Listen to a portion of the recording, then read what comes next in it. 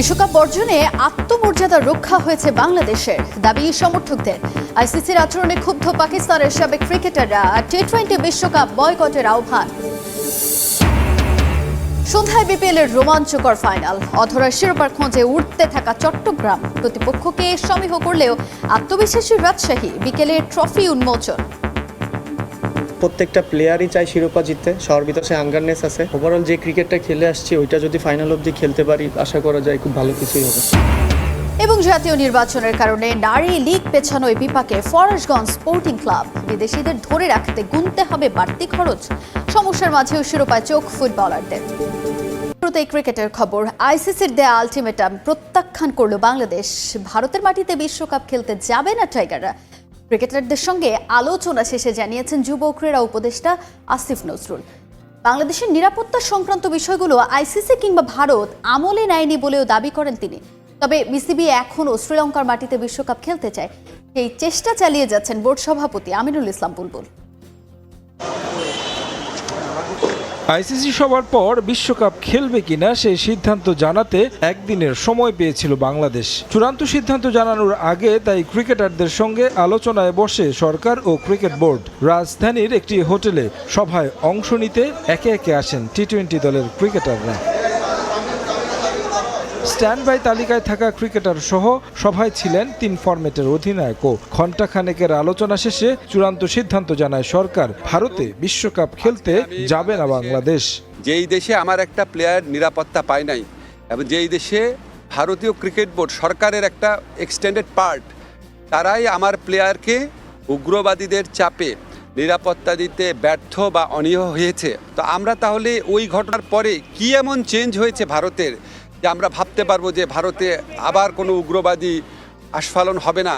ICC কোনো চেষ্টা করে নাই। আইসিসি আসল যে ইনসিডেন্ট সেটাকে বাদ দিয়ে তার স্ট্যান্ডার্ড যে সিকিউরিটি প্রসিডিউর সেগুলো নিয়ে আলোচনা করেছে। ভারত সরকারের পক্ষ থেকে যে আমাদের কনভিন্স করানোর চেষ্টা করা বা আমরা এটার জন্য সরি, আমরা এই ব্যবস্থা নিচ্ছি, তোমাদের দর্শক, তোমাদের সাংবাদিক, তোমাদের খেলোয়াড়দের জন্য কোনো রকম যোগাযোগের চেষ্টা করে নাই। আমাদের ডিসিশন পরিবর্তন হওয়ার কোনো রকম স্কোপ নাই। খেলাটার বড় স্টেক হোল্ডার ক্রিকেটাররা। দেরিতে হলেও তাদের সঙ্গে আলোচনায় বসেছেন নীতি নির্ধারকরা। তবে ক্রিকেটারদের সঙ্গে কি কথা হলো ক্রীড়া উপদেষ্টার? ক্রিকেটারদের সাথে যখন কথা বলেছি, আমি প্রথমেই বলেছি ক্রিকেটারদের সাথে আমার যা কথা হবে সেটা আমাদের ব্যক্তিগত ব্যাপার, আমাদের প্রিভিলেজ কমিউনিকেশন। আমি যদি বলি যে ক্রিকেটাররা কি বলেছে সব আপনাদের বলবো, তাহলে তো ওরা মন খুলে কথা বলতে পারবে না। বিপিএলের 2 আসরের ফাইনালে শিরোপার দেখা না পেলেও এবার চট্টগ্রামের সেই আক্ষেপ ঘোচাতে চান শেখ মেহেদী। মিরপুর শেরি বাংলায় ম্যাচ শুরু আজ সন্ধ্যা 6টায়। বিতর্ক দিয়েই শুরু আর বিতর্ক দিয়েই শেষ হচ্ছে এবারের বিপিএলের আসর। প্রতি আসরে ফাইনালিস্ট 2 দলের অধিনায়কের ট্রফির সঙ্গে ফটো সেশন থাকলেও এবার সেই প্রেক্ষাপট বদলে দিয়েছে বিসিবি। ফটো সেশন তো দূরে থাক, বিপিএলের ট্রফি দেখা মেলেনি এবার। এর জন্য অপেক্ষা করতে হবে ম্যাচের আগ পর্যন্ত।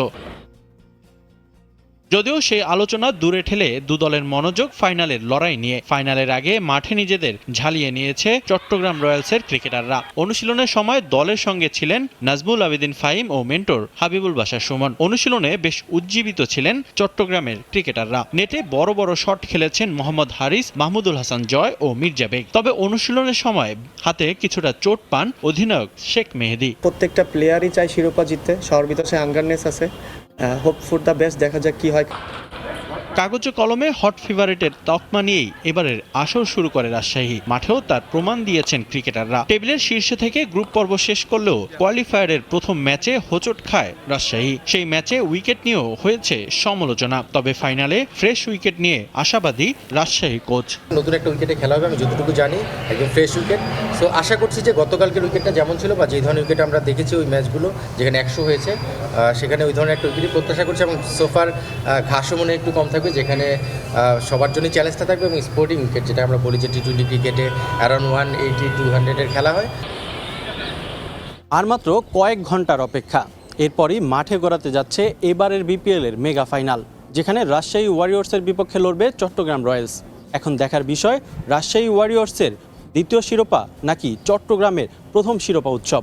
অনন্য রেকর্ডের দোরগোড়ায় দাঁড়িয়ে টাইগার পেসার শরীফুল ইসলাম ফাইনালের মঞ্চে একের অধিক উইকেট পেলেই নাম লেখাবেন ইতিহাসের পাতায়। সাকিব মুস্তাফিজরা যা কখনোই করে দেখাতে পারেনি সেটা এখন করার অপেক্ষায় চট্টগ্রামের এই পেসার। তবে কি এমন সেই রেকর্ড ফাইনালের আগে যা হাতছানি দিচ্ছে শরীফুলকে, সেটার বিস্তারিত প্রতিবেদন। বল হাতে স্বপ্নের মতো সময় পার করছেন শরীফুল ইসলাম। প্রতিটি ম্যাচেই ব্যাটারদের ঘুম হারাম করে চলেছেন চট্টগ্রামের এই বোলার, আর তাতে করে নতুন এক রেকর্ডের একেবারে দোরগোড়ায় দাঁড়িয়ে বাঁহাতি এই পেসার।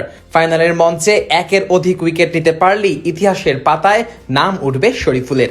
বনে যাবেন এক বিপিএল এর আসরে সর্বোচ্চ উইকেট শিকারীর মালিক। বিপিএল এর এক মৌসুমে এখন পর্যন্ত সর্বোচ্চ উইকেট নেওয়ার রেকর্ডটা রয়েছে তাসকিন আহমেদের দখলে। গত বছর দুর্বার রাজশাহীর হয়ে খেলতে নেমে 12 ম্যাচে 25 উইকেট তুলেছিলেন তাসকিন, ভেঙেছিলেন সাকিব আল হাসানের 23 উইকেটের রেকর্ড। এবার তাসকিনের সেই রেকর্ডেই চোখ রাঙানি দিচ্ছেন শরীফুল।